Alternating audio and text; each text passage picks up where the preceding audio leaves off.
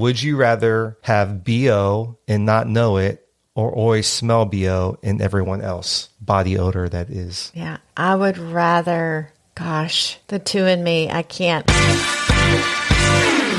Hello, welcome to the Art of Espousing podcast. Thank you for taking the time to listen to the show. We know your time is valuable, so we appreciate you investing some of it with us. It is hard to believe that this is the final episode of season 2, and it's our 25th episode. That is amazing. It's incredible to think that we've already done 25 episodes, and it's been a fun ride, and we're super pumped about what will be happening in season 3. We'll be taking a short break over the holidays and working on the new season, and we're excited about the guests that will be on the next season, including some of our good friends, Jimmy and Irene Rollins, Beth and Jeff McCord. Yes, they're awesome. Ted Lowe, Greg and Julie Gorman, who have been with us before, just to name a few. We're also going to continue bringing you great content that will encourage and strengthen your marriage. So if you have any input on topics you'd like to hear from us in season 3, please let us know. You can connect with us on Facebook or Instagram, or email us with your thoughts.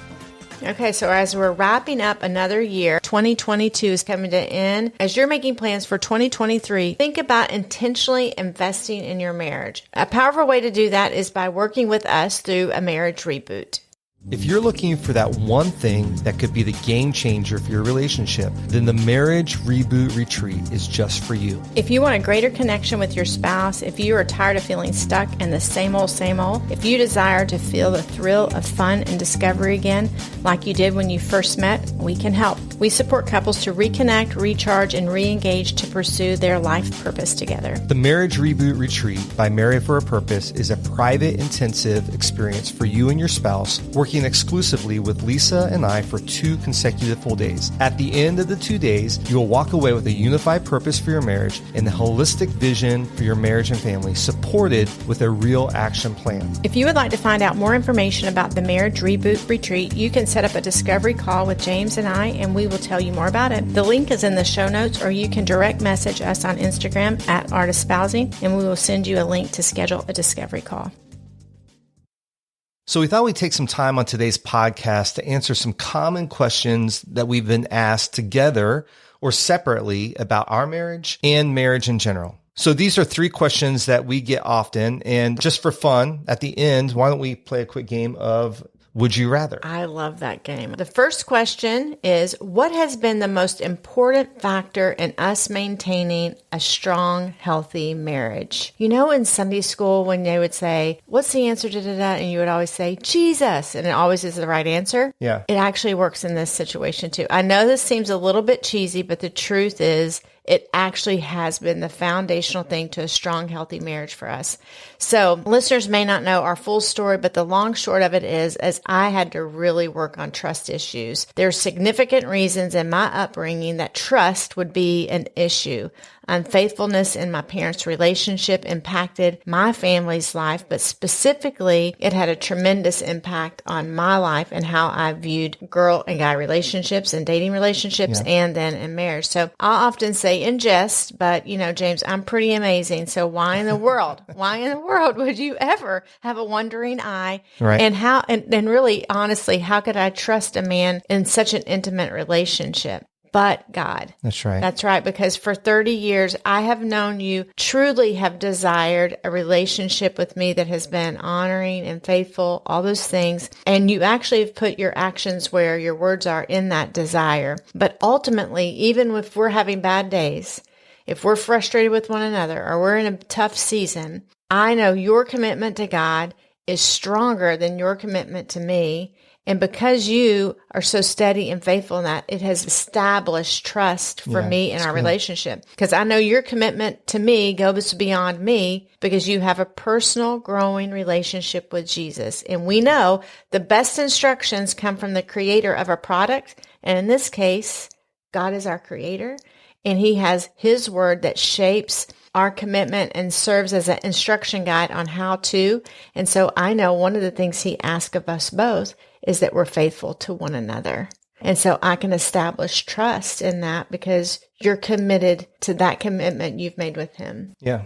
I think I would just add to that we've been very intentional in our intimacy. Yes. Specifically in 3 areas. And we talk about 5 different areas, but I think 3 areas specifically. And you mentioned spiritually that we've always put God first in our marriage. And, Jesus has been at the center. We don't complete each other, but we're completed in Christ. And as we're being completed, we've been able to strengthen each other in our marriage. Having godly people around us and helping us grow in our spiritual intimacy. I think emotional intimacy has been very key for us, and as we've talked before, emotional intimacy is the glue that holds us together. And that hasn't always been easy in the sense that I've had to really grow in my empathy and being emotionally connected to you because that's not natural to me, but we have been intentional about growing in that area. As you've grown in that area, I've had to grow in using less words, sharing less emotion, reducing and getting a hold of actually how I feel instead of all the feels. So, Right. yeah. But I think we've built that trust that there's a safe place with each other because we've been intentional about that emotional intimacy piece. And then the third place is sexual intimacy. We've never used sex as a leverage or a tool against each other. It's always been for mutual pleasure and satisfaction and to grow together in that important piece. And one of the things that has helped us stay strong is that we prioritize that. Even in times when maybe we didn't feel like having sex, we made attempts towards each other. We turned towards each other. And because of that, we've always had a healthy sexual life. And that has helped us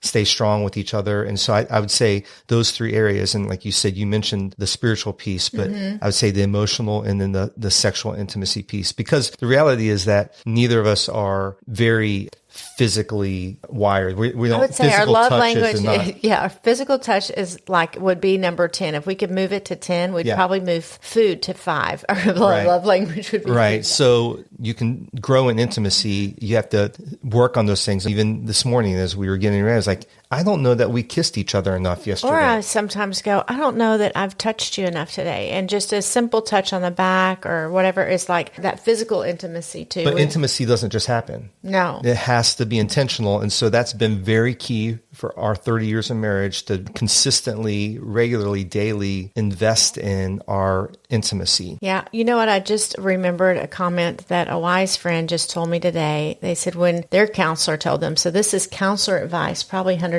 an hour at least, and it's going to be free to everyone listening right now. I want the steal. That's right. Is that when you are implementing something new, like even for us, physical touch isn't natural to us. When we establish that, it can feel a little clunky, but it will become easy as we continue to do that. And so even things that feel a little bit awkward, affirming one another, physical intimacy, establishing emotional intimacy, it may feel a little forced. It's okay. It may feel forced, but it will soon become natural. So yeah, there's a natural resistance to anything that's new. If you go to the gym, start running or start exercising, there's going to be a natural resistance to do it because it doesn't feel comfortable. It feels like you're doing it wrong. You don't know maybe all the techniques or whatever. So anything like that in physical touch or whatever is going to open yourself up emotionally, is going to maybe feel awkward to some people. It's that natural resistance. That's right. And, we have been open and honest about, as both of us being pastors, you would think that praying together would not be an awkward moment. Right. Somehow the enemy has caused prayer time for you and I to be this awkward, clunky. It's not busy. No. It just makes it awkward. So, and we always have to be intentional to lean into that awkwardness. That's right. And we do it because we know it's important. Okay. The second question, if you were to go back and do your first 5 years of marriage over again, what would you do differently?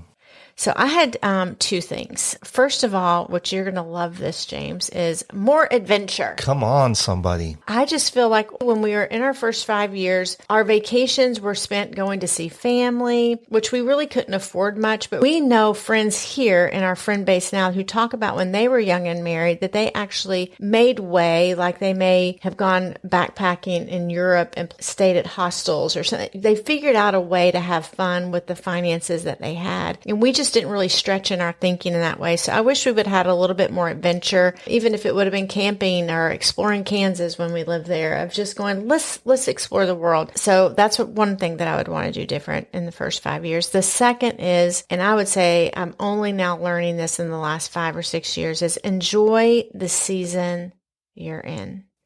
I think we as forward-thinking people, we're always growing, we're setting goals, we have these things out in front of us that we're striving towards. So it's great that we're future-minded because we want to grow. We're growth-minded people, but we miss out on the here and now. One thing that I think that would have grounded us is to document those moments of journaling, pictures. And now in this modern age, people can actually just put it all on Instagram and then send it to a place and they'll make you a book. I know. That's documented. amazing. Yeah. Yeah, I agree with you. I mean, I think I would have wanted to travel more than what we did. I think back in the day, 30 years ago, our travel was mostly to go visit family, which we love family. But part of that was because times were different then. You didn't have vloggers that were talking about their vacation rentals, and you didn't have Instagram with beautiful destinations or things.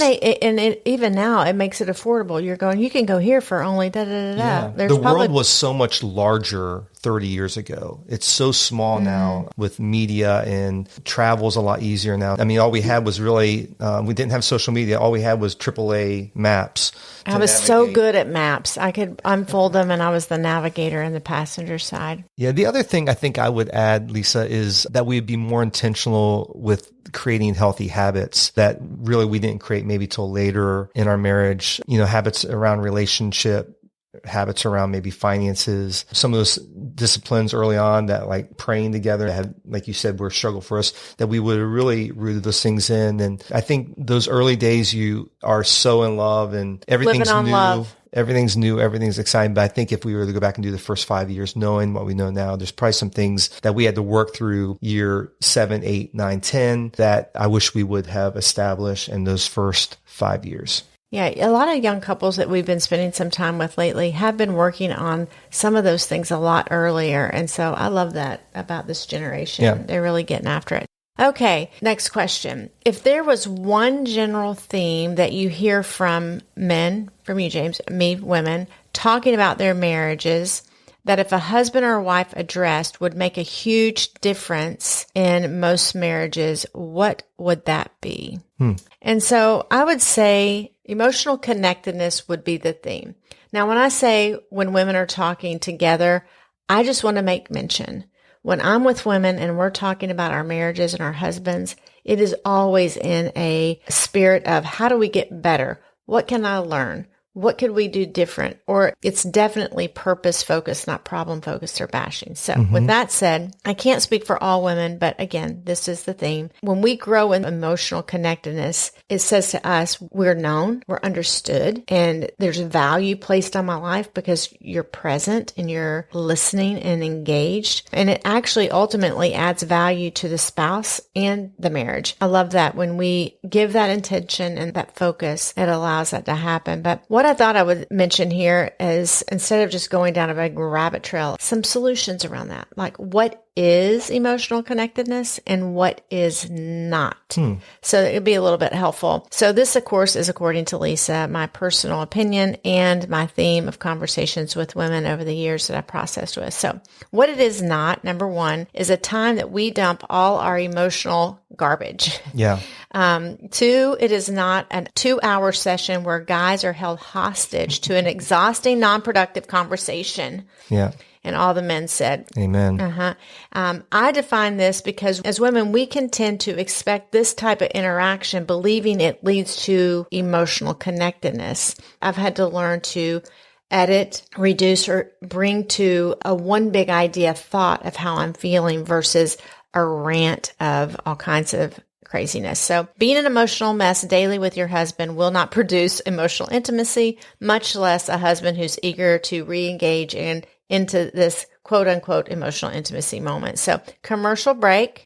Thank you, James, for enduring for all your fair share of those emotional messes over the years. They happen from time to time, and they still happen, but they're more of a snapshot than a movie picture of our relationship. Emotional availability, bottom line, is taking time to be present daily and intentionally staying engaged with one another.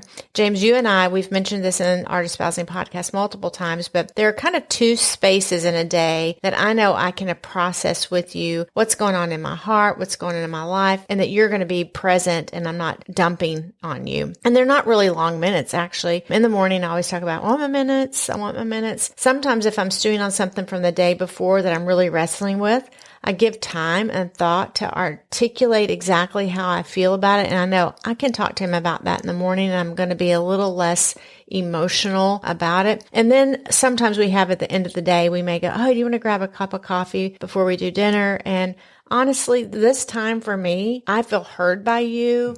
We're not solving anything. I'm not expecting you to solve anything, but I feel like you're hearing me. You're not on your phone. You're totally engaged. And so anyway, the second part is, as husbands, if you would validate why they feel the way they feel. That doesn't mean that it's 100% truth or accurate. Right. It's like our friend Ted Lowe talks about in his book, Us in Mind, Choosing Empathy. That statement, if I were you, I would feel that way too. Right. That doesn't mean that's the facts and you should feel it. No, it's just saying, I get it. If I were you, I'd feel that way too.